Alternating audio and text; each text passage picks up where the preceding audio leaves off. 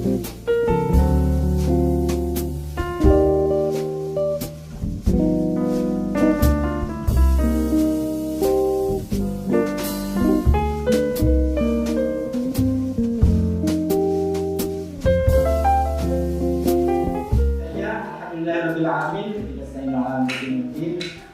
wassalamu ala asyrofil anbiya'i wal mursalin sayyidina Muhammadin wa alihi wasallam.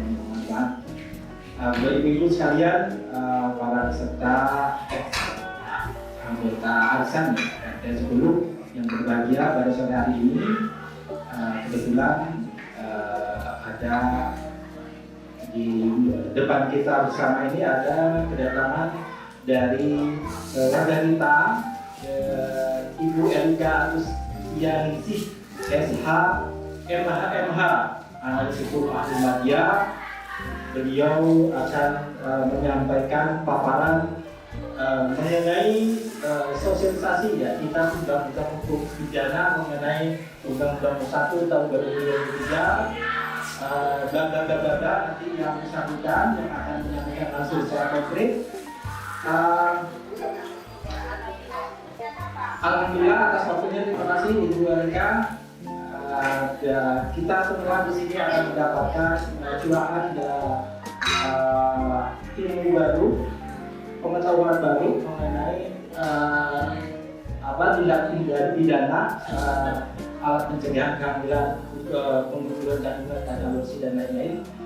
Baik, dengan mengucap Bismillahirrahmanirrahim, acara ini kita mulai bersama. Silakan.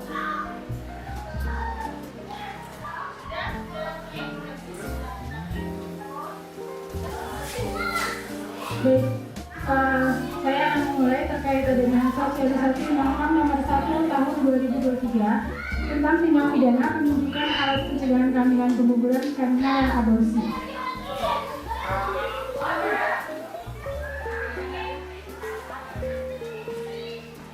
Sebelumnya saya akan bacakan terlebih dahulu.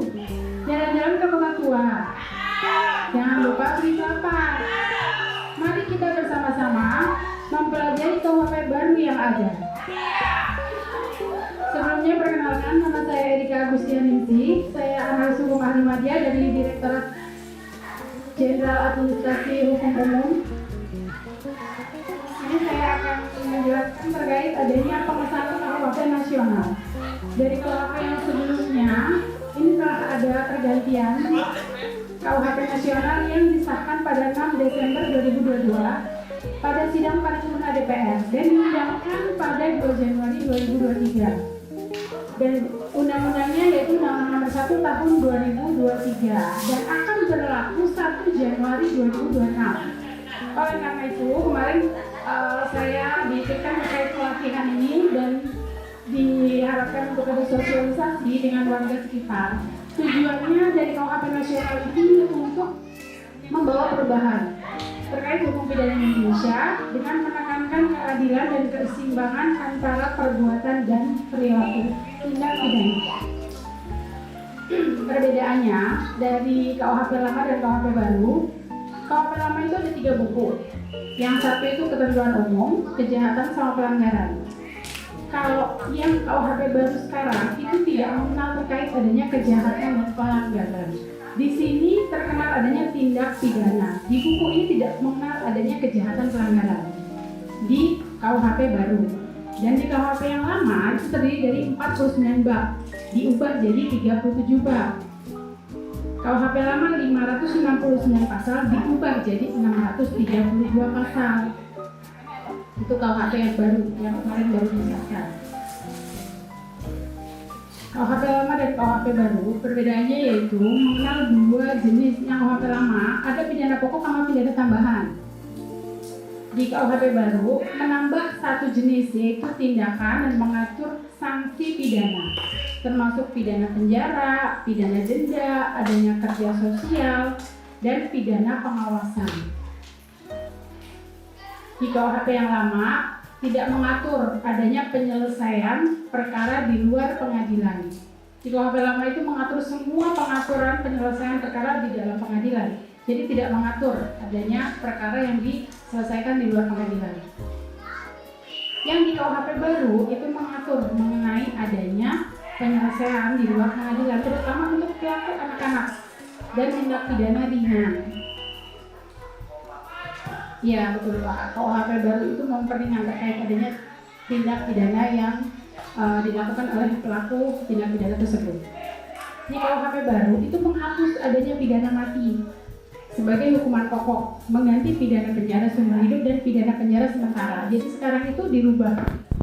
Di beberapa negara itu sudah tidak ada pidana mati. Jadi kita harus mengikuti terkait adanya era globalisasi juga, dan kita melihat dari pelanggaran HAM kalau pidana mati itu sebagai hukuman pokok kita dihapuskan. Jadi diganti menjadi seumur hidup atau pidana penjara sementara.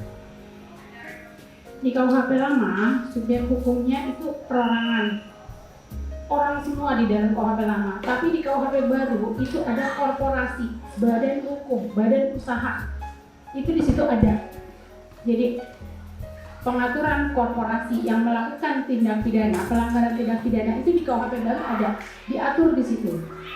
Kalau ada yang punya perusahaan ataupun apa, itu semua diatur di KUHP baru. Tapi di KUHP lama itu tidak mengatur adanya korporasi atau badan hukum atau badan usaha lainnya. Nah ini sekarang kita masuk ke pertunjukan alat pencegah kehamilan dan alat pengguguran kandungan.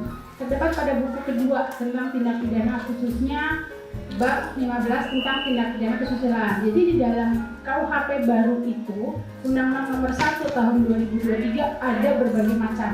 Tadi kan disebutkan ada 2 buku di sini, buku 1 dan buku 2. Nah di sini kita lihat dari bagian ke-1, bagian ke-2, ke-3, ke-4 itu masuk ke dalam bab 15. Di sini kita akan membahas dari bagian ketiga, mempertunjukkan alat pencegah kehamilan dan alat pengguguran kandungan. Kalau saya bahas di sini semuanya, Bapak Ibu dan Ibu-ibu nanti akan pusing, kok ini akan melebar kemana-mana ya, gitu kan. Jadi saya akan menuju ke bagian ketiga saja, mempertunjukkan alat pencegah kehamilan dan alat pengguguran kandungan. Di sini mempertunjukkan alat pencegah kehamilan diatur di dalam KUHP, yaitu pasal 534. Ini KUHP yang lama ya. Pasal 534 dan pasal 535 tentang pelanggaran kesusilaan. Di KUHP baru itu pasal 405, di KUHP lama itu pasal 534 diubah jadi pasal 408. Di KUHP lama pasal 535 diubah jadi pasal 409 di KUHP baru. Tujuannya itu untuk memberikan perlindungan kepada anak. Jadi di KUHP baru ini semua pembahasan terkait mempertunjukkan alat pencegah kehamilan, penggugur kandungan dan adopsi itu ditujukan khususnya untuk anak. Dan kalau misalnya di KUHP lama itu ada dewasa semua, orang dewasa di situ. Tapi ini kita melakukan perlindungan terhadap anak. Jadi perlindungan agar terhindar dari perilaku seks bebas. Kita lihat di pasal 408 dan 409. 408 itu setiap orang yang secara terang-terangan mempertunjukkan, menawarkan, menyiarkan tulisan atau menunjukkan untuk dapat memperoleh alat pencegah kehamilan kepada anak dipidana dengan pidana denda paling banyak kategori 1 juta. Dan pasal 409, setiap orang yang tanpa hak secara terang-terangan mempertunjukkan suatu alat untuk menggugurkan kandungan, menawarkan, menyiarkan tulisan, atau menunjukkan untuk dapat memperoleh alat untuk menggugurkan kandungan, pidana paling lama 6 bulan atau paling banyak kategori 2, yaitu 10 juta.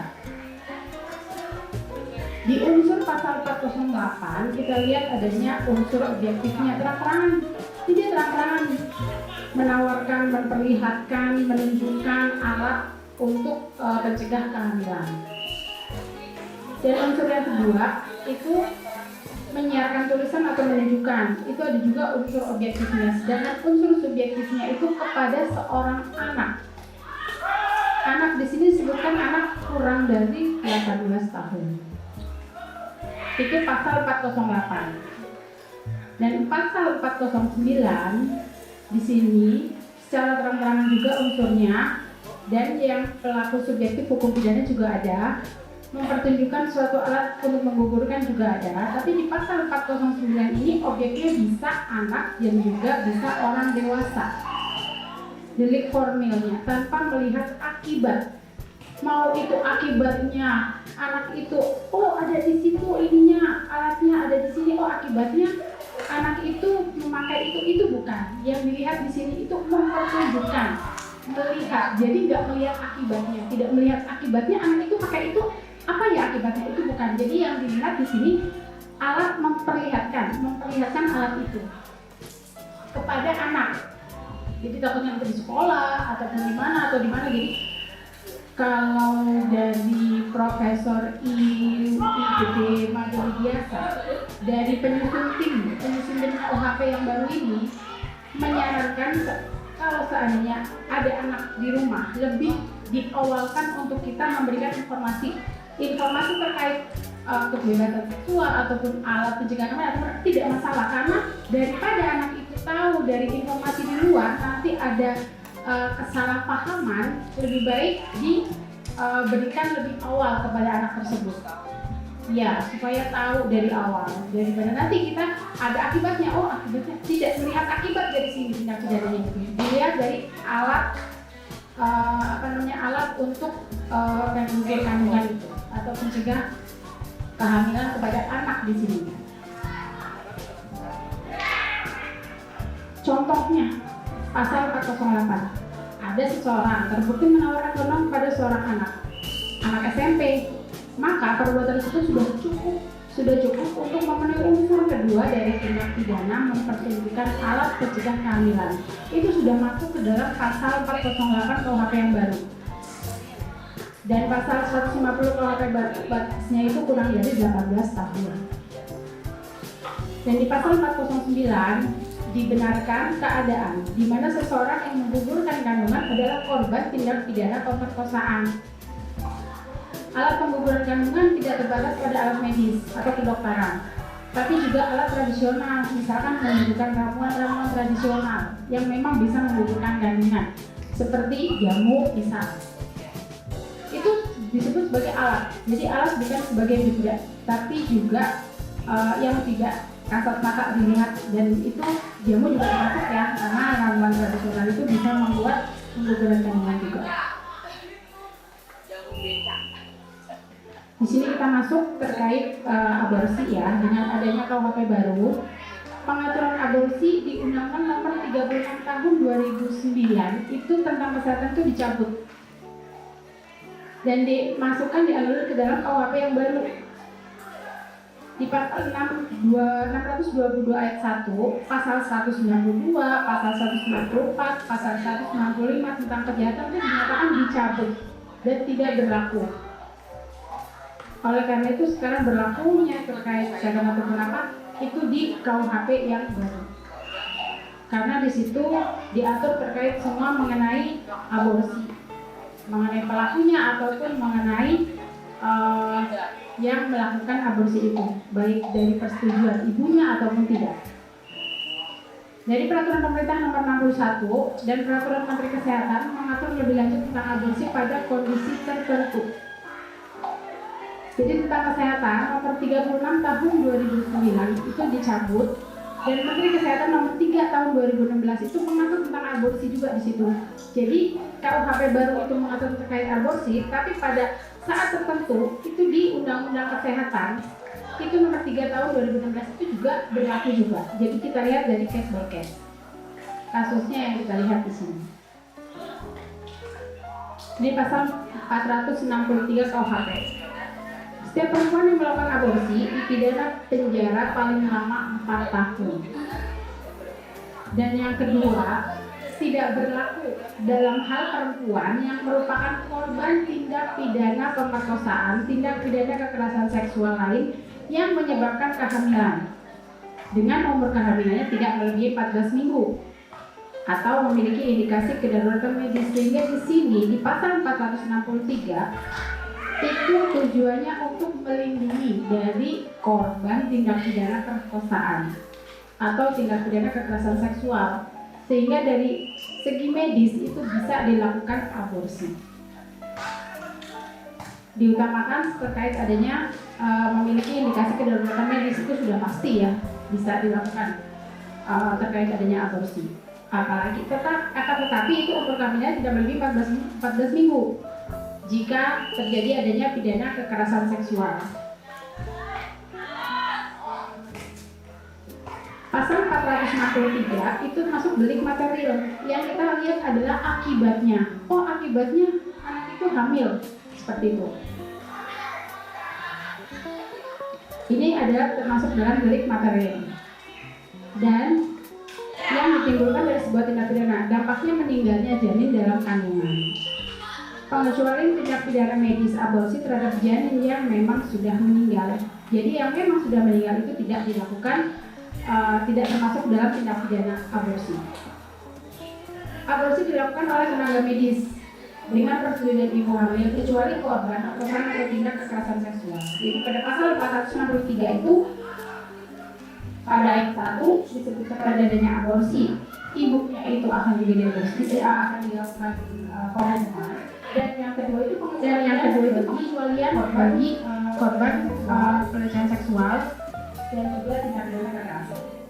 Sekarang pasal 463 yang melakukan aborsi terhadap seorang perempuan dengan persetujuan dari perempuannya itu ya, itu dipidana juga dengan pidana paling lama 5 tahun.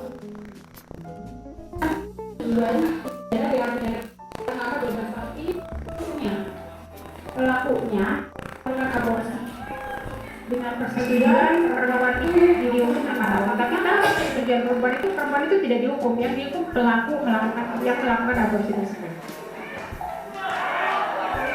Dan pasal 2, jika perbuatan yang mengakibatkan mati dipidana penjara 8 tahun. Dan yang ketiga ayatnya, mengakibatkan mati dipidana penjara paling lama 15 tahun. Ini yang ayat 3 itu tanpa persetujuan perempuan tersebut. Tanpa persetujuan perempuan itu jika meninggalnya perempuan itu dihukum 15 tahun. Tapi dengan persetujuan perempuan itu jika mengakibatkan mati itu dipidana paling lama 8 tahun. Ini yang tadi saya jelaskan. Perempuan yang pada huruf A, perempuan yang mengadu dapat dipidana yang dengan persetujuan jika melakukan aborsi. Tapi jika tidak ada persetujuan dari perempuan tersebut, itu perempuan itu tidak dapat dipidana. Yang dipidana orang yang melakukan aborsi tersebut. Di pasal 465 ini terkait adanya dokter, bidan, para medis atau apoteker yang melakukan tindak pidana yang dimaksud dalam pasal 464 dipidana paling dapat ditambah sepertiga. Jadi kalau ada dokter, bidan, para medis yang lainnya itu juga melakukan aborsi itu akan dipidana sepertiga dari pidana pokok. Iya, pidana tambahan. Dan pidana tambahan yang lainnya berupa dari pidana pokok yang di atas dapat ditambah sepertiga, itu ada pidana tambahan juga berupa pencabutan hak buka praktek lah atau hak dari jabatan dokter tersebut itu akan dicabut. Dan yang ayat 3 yang melakukan aborsi karena indikasi kedaruratan medis terhadap korban tindak pidana perkosaan atau tindak pidana kekerasan seksual lain yang menyebabkan kehamilan. Pasal 463 yang tadi itu tidak dipidana. Jadi apabila ada dokter atau para medis lainnya yang korbannya adalah tindak pidana kekerasan seksual, itu tidak dilakukan penjatuhan pidana. Pengecualian dalam KUHP baru ini. Ya, dari segi medisnya. Memang dari KUHP baru ini tujuannya untuk melindungi para korban wanita yang terkena dari kekerasan seksual yang diterima oleh korban tersebut. Pasal 465 adanya delik material. Nah, di sini delik materialnya itu kita dapat melihat akibatnya dari akibat dari tindak pidana kekerasan seksual itu tindak pidana pemerkosaan itu akibatnya hamil atau tidak seperti itu. Ini hamilnya itu ternyata hamilnya itu berarti masuk dalam pasal 465. Contohnya seorang dokter yang memberikan obat untuk kandungan kepada kepada seorang perempuan yang sedang hamil, kandungannya menjadi gugur. Ini dengan persetujuan ataupun tanpa persetujuan ya. Jadi seorang dokter tersebut nanti akan terkena hukuman dan tindak pidana KUHP baru ini. Dan contoh yang kedua, dokter yang meminta asistennya untuk memberikan obat penggugur kandungan juga. Walaupun dokter ataupun yang menyuruh orang melakukan itu, pasti dia akan dilakukan tindak pidana. Tenaga medis juga akan dikenakan pidana pemberat yang dapat disebutkan sepertiga dari pidana pokok dan penghapusan pidana karena alasan aborsi atas dasar kedaruratan medis dan aborsi hamil tindak pidana perkosaan. Seperti itu Ibu, sosialisasi dari KUHP yang baru. Dari saya akan saya tutup dengan pantun juga. Burung camar terbang layang hingga pindahan pohon jati. KUHP baru bukan untuk ditantang, tapi dipatuhi demi kehidupan yang adil dan pasti. Terima kasih Bapak Ibu semuanya.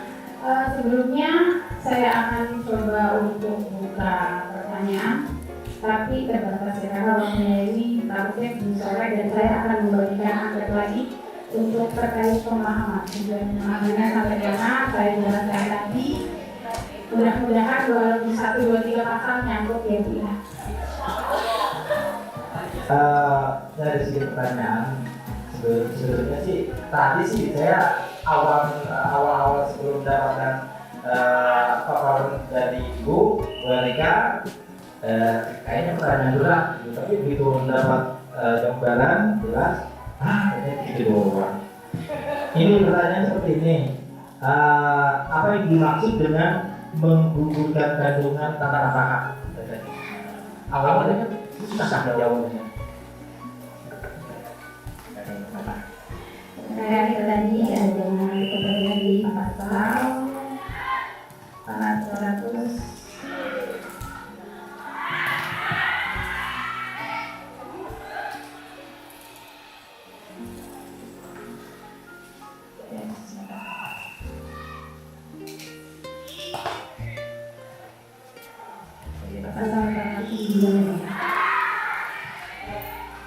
Menggugurkan kandungan tanpa hak ya Pak ya.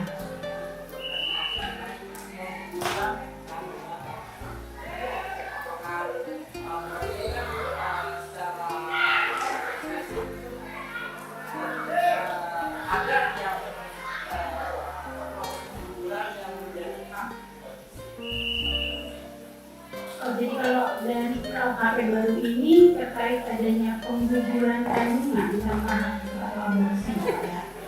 Jadi di sini ada dua ketentuan tanpa hak dari tanpa persetujuan dari perempuan itu ataupun dengan persetujuan dari perempuan itu. Jadi kita lihat di sini terkait lebih mengutamakan adanya dari korban pelaku pemerkosaan atau kejahatan seksual itu. Jadi dokter pun boleh melakukan aborsi tanpa adanya dari persetujuan dari perempuan itu karena memang adanya kedaruratan medis.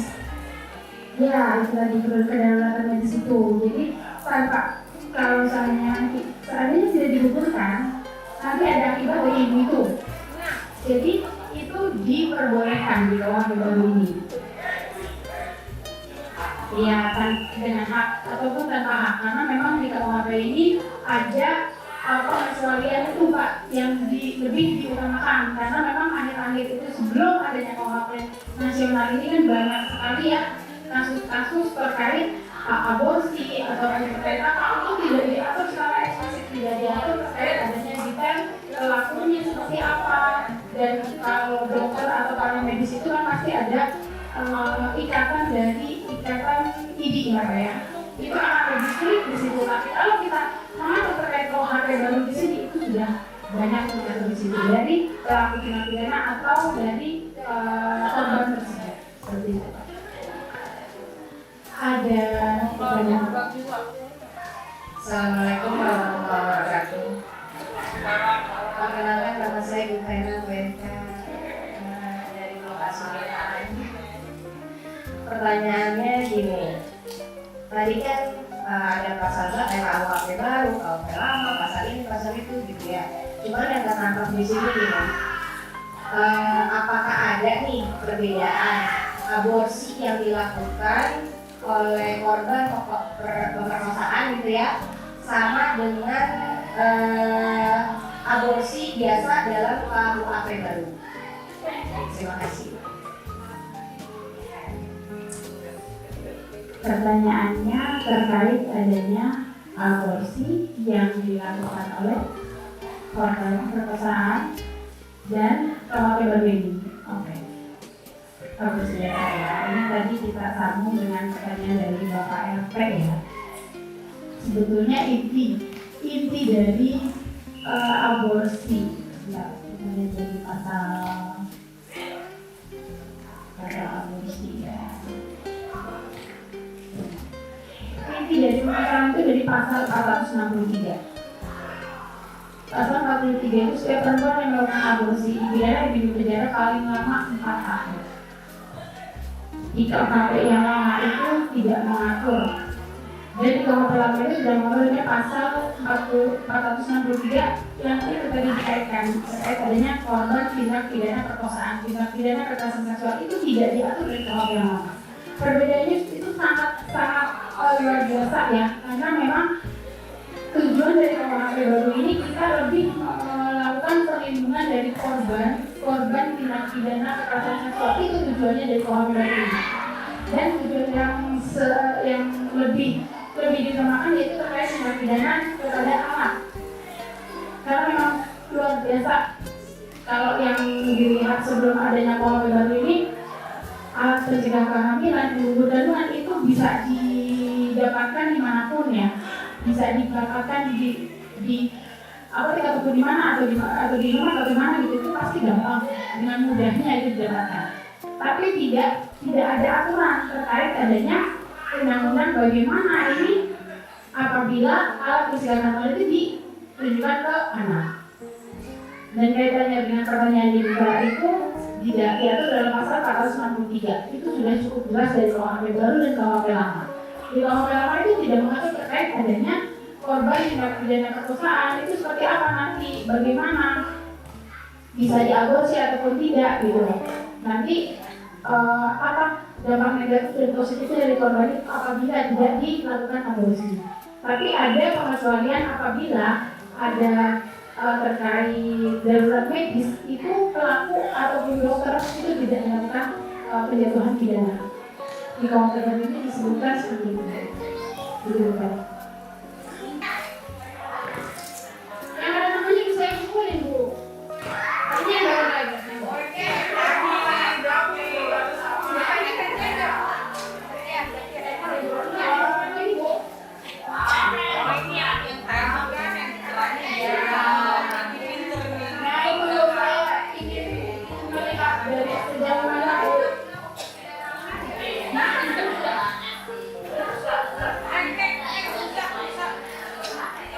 Siapa yang datang peringkat 1, 2, 3, saya ingin lihat aja seperti apa sih.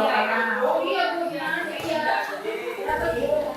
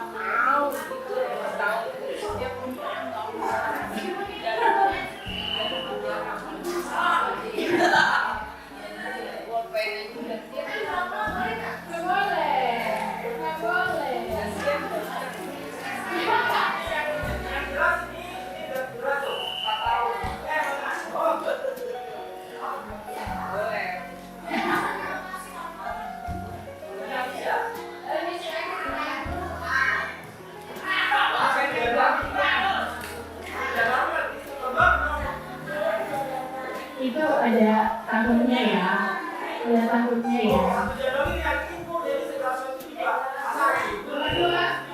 Nomor 2 pertanyaannya.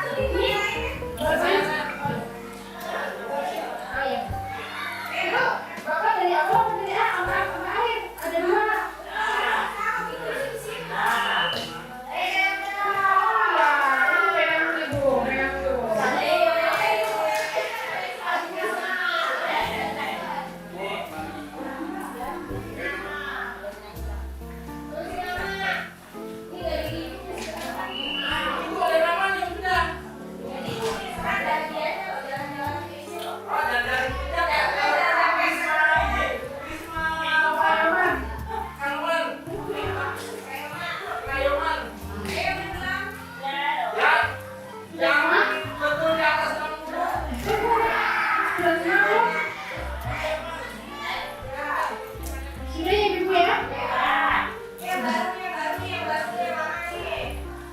Ibu sudah? Ya, Ibu pengen apa? Ibu yang masing-masing Ibu? Ibu yang masing-masing. Ibu yang masing-masing ya Ibu? Ibu yang masing-masing. Coba, balik. Coba Ibu lihat. Ini.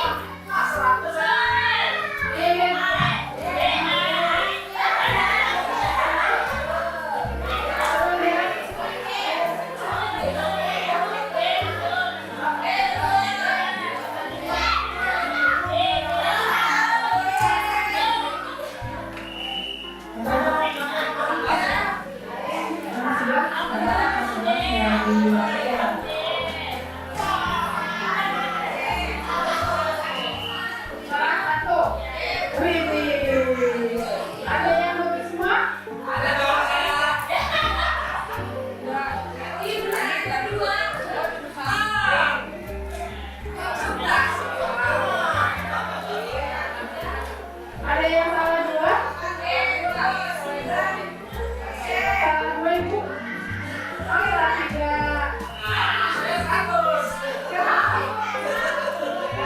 Siapa yang salah satu tadi? Oke, dua orang. Salah dua ada? Salah tiga. Salah tiga ya dua orang.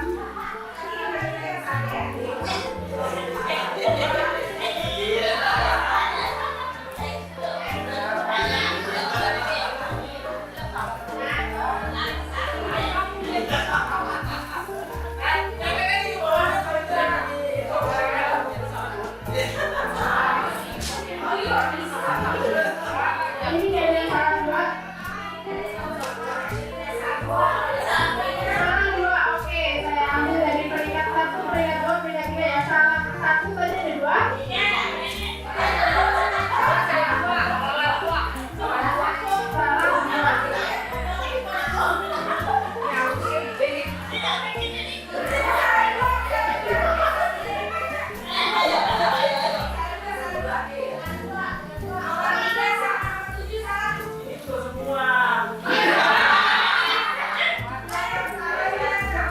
Tadi salah 1, 2 ya? 2 orang ya ini ya. Tapi yang buat Google enggak?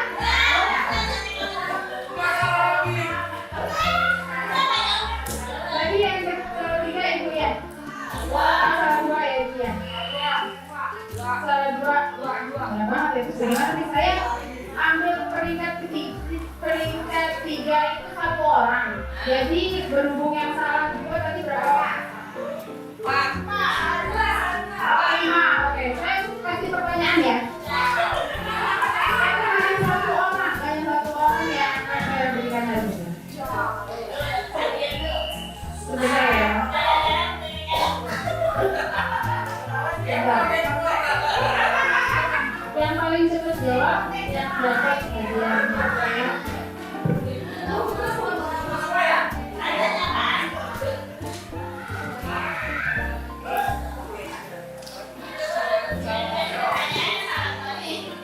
Apa perbedaan dari KUHP baru dan KUHP lama? Tadi enggak, tadi yang salah 2 Pak.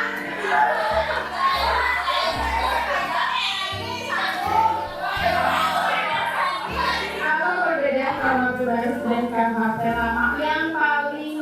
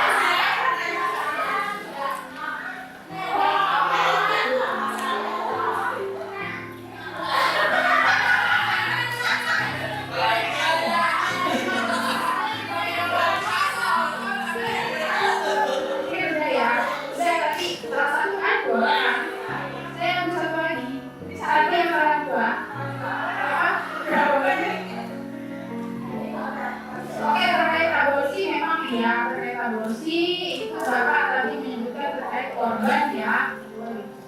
Yang satu lagi ada yang paling terkait mengenai perlindungan alat pembebasan. Itu dari KUHP lama ini apa yang dilindungi dari KUHP lama? Yang ditujukan lebih yang lebih eksklusif melindungi apa? KUHP baru ini terkait alat perlindungan alat pembebasan.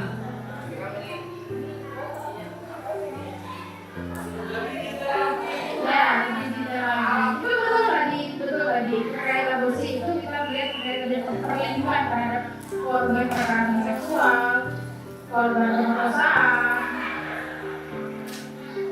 Tapi ada satu lagi yang lebih ditujukan mengenai korban ini mempertimbangkan alat penunjang kehamilan dan aborsi. Yang tadi saya sebutkan di sini, ibu-ibu di awal ya kita harus memperjelaskan bla bla bla bla.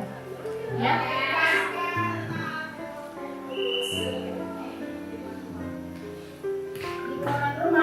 Lingkungan rumahnya itu ya. Jadi lebih diutamakan untuk perlindungan terhadap anak.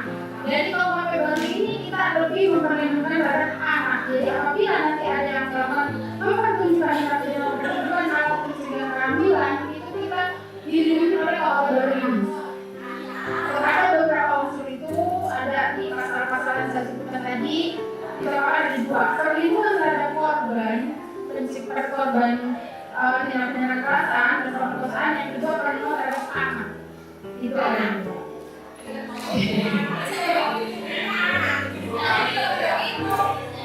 Betul, ya lebih diutamakan orangnya terhadap anak itu lebih awal, Pak.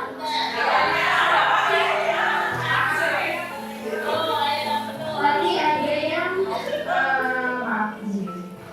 ini yang apa ya? Tadi saya dari Google ya.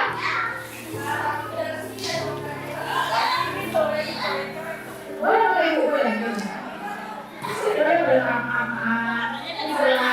Lebih pintar ya ternyata ya.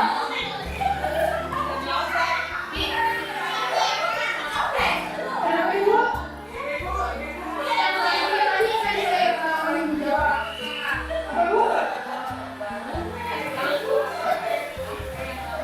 Nanti apabila ada pertanyaan lebih lanjut boleh ke rumah saya ya, biar ke sini.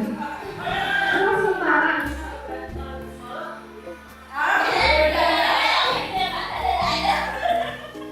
Begitu Bu. Demikian paparan dari saya terkait sosialisasi, mudah-mudahan ini dapat menjadikan ilmu yang bermanfaat ke depannya. Terima kasih. Assalamualaikum warahmatullahi wabarakatuh.